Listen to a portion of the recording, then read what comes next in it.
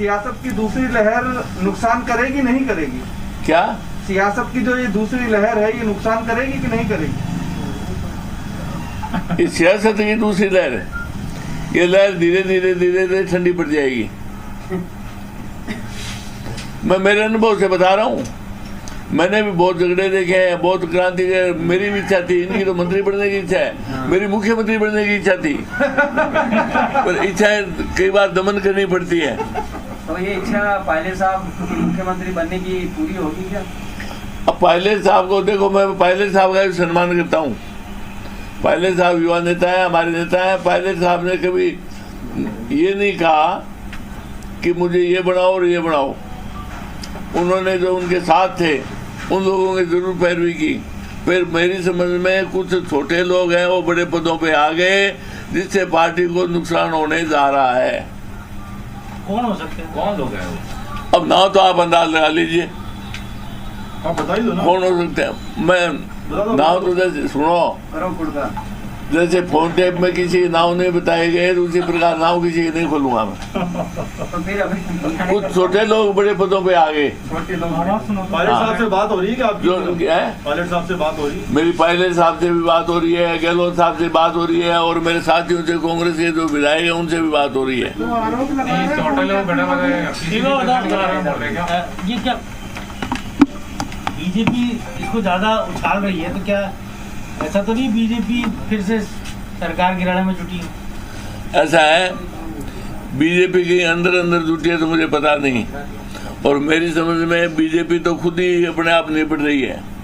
आपस में इतनी गुटबाजी है जो वसुंधरा जी को साइड लाइन किया है। निश्चित तौर से बीजेपी को भयंकर इतना बड़ा नुकसान होगा कि जिसकी भरपाई नहीं हो पाएगी।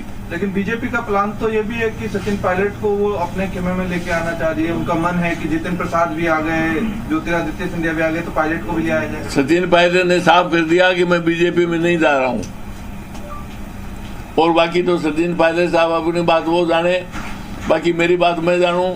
पर उन्होंने स्पष्ट कर दिया कि मैं बीजेपी में नहीं जा रहा हूँ, नहीं जा रहा हूँ, नहीं जाएंगे। वेद प्रकाश सोलंकी साहब ने भी कहा कि फोन टैपिंग होती थी, मुकदमे जो लगे थे वो खत्म हुए कि नहीं? क्योंकि वेद प्रकाश सोलंकी वो पूछ रहे हैं कि कर रहे हैं कि नहीं। वेद प्रकाश जी कह रहे हैं फोन टैपिंग हुए। अब वेद प्रकाश ये तो बताएं किन किन के फोन टैपिंग हुए, किन किन ने उनको कहा कि मेरे फोन टैप हो रहे हैं। ऐसे सबूत पे छोड़ने से कोई राजनीति में आदमी अपने आप हाईलाइट नहीं हो जाता, बड़ा नेता नहीं बन जाता। आपके तो आपने भी आरोप लगाया आपके तो टेप आए थे मेरे। हाँ? मेरा फोन टेप नहीं हुआ, मैंने कभी नहीं कहा मेरा फोन टेप हुआ। न मेरा फोन टेप हुआ, न गजेंद्र सिंह जी का टेलीफोन हुआ। बाकी लोगों के किसी के फोन टेप हुए तो हुए होंगे। तो किसके थे ऑडियो जो आए थे पिछली बार? अब किसके थे वो तो कोर्ट में मामला चला, मेरा फोन टेप नहीं हुआ। आपकी आवाज थी नहीं थी? वो आपकी आवाज थी नहीं थी, वो आपके ड्राइवर का फोन था नहीं था? मेरी आवाज आप पहचानते हो क्या? आपकी आवाज क्यों नहीं पहचानते? उन्नत आवाज है, सरकार से बोले यहाँ तक आती है। ऐसा है, मेरी आवाज कभी सत्य से परे हटके नहीं बोलती। नहीं, वो जो फोन टेपिंग में थी वो आपकी आवाज थी कि नहीं?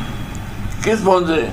वो जो पिछली बार जो ऑडियो आए थे ना, नहीं, मेरी जो बातचीत हो रही थी वो आप थे कि नहीं थे? ये हरियाणा में था तब की बात। मेरा किसी के फोन से बात नहीं हुई। मैं गजेंद्र सिंह जो बल्लभ नगर के एमएलए थे उनसे जरूर बात होती थी, वो मेरे साथ थे, कैंप में मेरे साथ थे। वो मामला खत्म हो गया क्या? अभी FIR है क्या स्थिति है उसमें भी? मैं तो कभी परवाह नहीं करता। FIR रोज होती है, रोज मिटती है, रोज चलती है। राजनीति में FIR की जो परवाह करता है वो आदमी कभी जिंदा नहीं रहता। पायलट कैंप के साथ थे आप पिछली बार?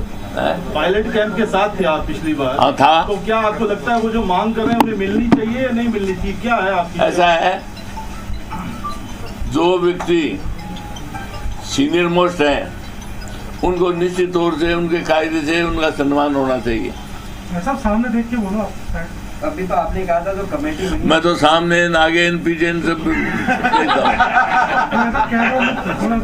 तो कमेटी राजेंद्र गुड़ा जी कह रहे हैं कि हम तो इनके चक्कर में आ गए, लेकिन अब तो सुप्रीम कोर्ट के जवाब जो हैं वो भी हम ही को देने पड़ रहे हैं। कोई हमको पूछ ही नहीं रहा, माइनस में है हम, सरकार में होकर के भी प्लस में नहीं है।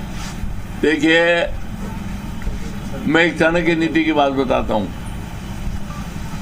राजेंद्र गुड़ा जी आज राजा नहीं है, पर जनतंत्र के राजा हैं। आज राजाशाही नहीं रही।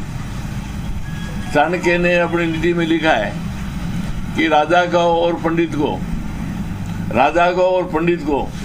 दोनों को कोई भी निर्णय ले सोच समझ के लेना चाहिए। पहले 10 बार सोचे, उसके बाद निर्णय लेना चाहिए। तो राजेंद्र जी ने जो कोई निर्णय लिया पहले उनको सोचना चाहिए था। आपने सोच लिया क्या, क्योंकि पंडित का जिक्र किया? मैं ऐसा है, मैं 7 बार सोच के कोई निर्णय लेता हूँ, और निर्णय लेता हूँ तो बैकआउट नहीं होता हूँ।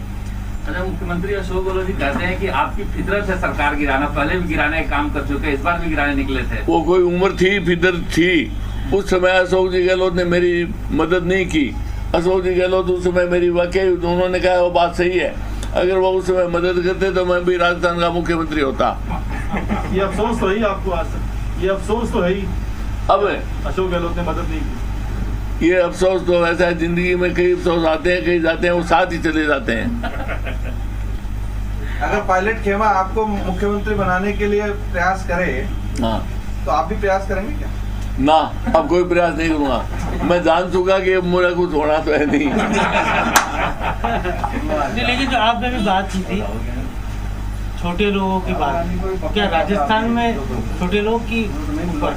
ये राजस्थान में भी है, केंद्र में भी है, और आज जो सत्ता है चाहे बीजेपी की हो, वो भी कुछ छोटे लोगों के हाथ में है।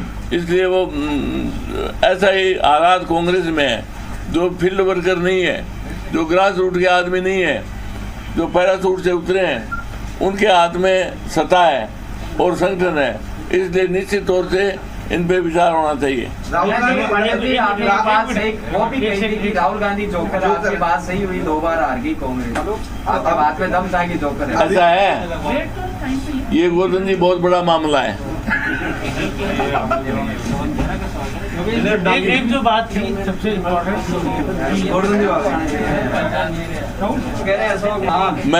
मैं फर्स्ट चलता हूँ, लेट नहीं चलता।